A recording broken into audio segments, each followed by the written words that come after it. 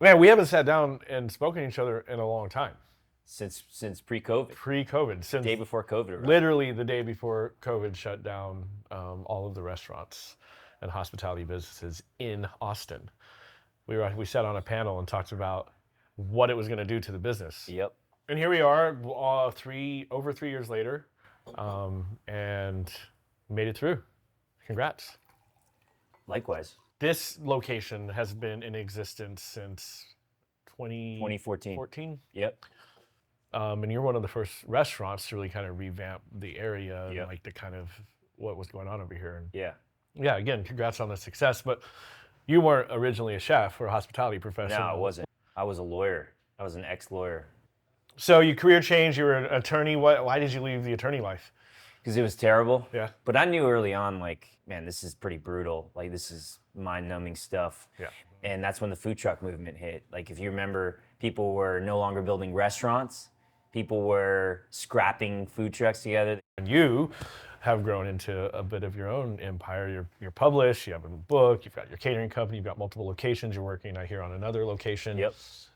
What's your next project? I know you're talking. We got a about restaurant going up in Cedar Park, so we're going to continue to build the Peached Tortilla brand and take kind of some of the lessons we've learned over the last 9 years of operating restaurants and roll them into a new unit. But it's a new territory for us, you know, like we've never opened in the suburbs. Yeah. So you talk about like people working for you and then ownership and leading the restaurant. Yeah. What is your day-to-day role? So my day-to-day role is overseeing all 4 of our businesses. I work with our sales team on how we sell catering and events. I work with our operations team for catering. And then in terms of the restaurants, we have weekly manager meetings where I sit down with the team. And then I'm basically in constant communication with staff at both locations. And then, I'll be in the restaurant for service some nights. Sometimes even if we're short, like I don't know, an expo or a swing or something, like I'll come in for service too. That's a little bit more rare these days, just because, I've got 2 young kids and I've got 4 locations and another unit under construction. So it's like you got to be smart with your time at this point. I mean, I know food truck life isn't always fun. Yeah. But getting inspired and creating food, how much of that carries over today?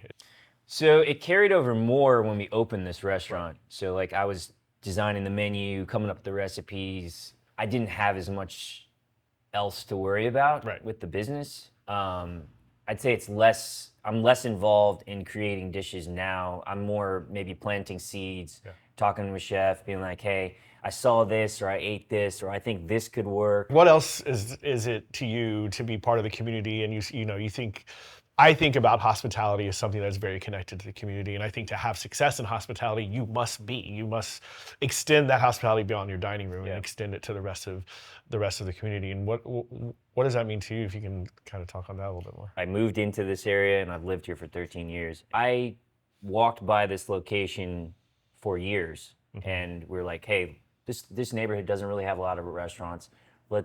Maybe we should open a restaurant here. Serving Asian food in the neighborhood when there was none, that was something that was pretty cool in terms of adding what I think is some value to the community from a cultural standpoint. That community aspect, I assume, plays into the decision making to participate in something like Central Texas Food Bank Austin Restaurant Weeks. Of course. Right? The best form of marketing in the restaurant business is for someone to try your food. Yeah. Hey, here's an opportunity where the food bank in Austin Restaurant Weeks, hey, they're going to do the marketing for you and they're going to get people in the door for you, and all you got to do is cook your food. Yeah. We're excited because we're going to do it a little bit differently. We're going to create a taco omakase that I heard we're going about to do that. And I'm really excited to do so. It's not only an opportunity for us to offer something different to the people who normally come in the door, obviously new people who will come in the door, but it's also something different for us to do in the kitchen. I think having Commodore be a part of it will just add more value to the overall Austin Restaurant Weeks. It'll add even more validity to like, hey, look at the caliber of restaurants that are participating. That's just going to raise the whole thing up, Nice. And then not only that, but you're going to prove that, hey, you can execute a customized menu for this 2-week period while also executing your regular menu and your regular service, right? I think that's where people are getting hung up with it. So right. one thing that really excites me about Austin Restaurant Weeks is that we can use what we love and what we do best, or what we have trained to do best, and really make an impact in the community. And I wonder if you have any experiences with Austin Restaurant Week where you've seen that impact that's been exciting to you or memorable to you.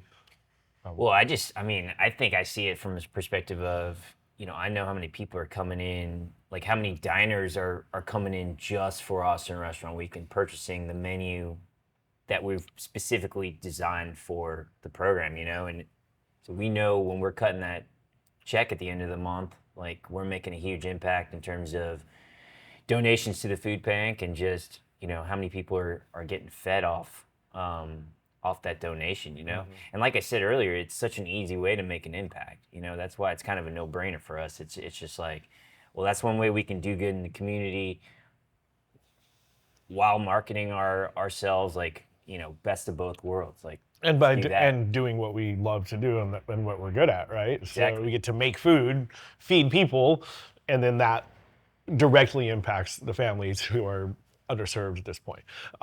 And it's a very cool cycle when you see the dollars come in and then go back out. I couldn't agree more. I couldn't agree more with that. Hey guys, it's Eric Silverstein, the owner of the Peached Tortilla and Bar Peached in Austin. Want to invite you guys in for Austin Restaurant Weeks coming up in the beginning of September. We are offering a very specific and special menu for you guys as part of Restaurant Week, and we'd love for you to come check us out, whether you've been with us or dined with us before or our first-time guests. We really think we can provide a unique dining experience this year.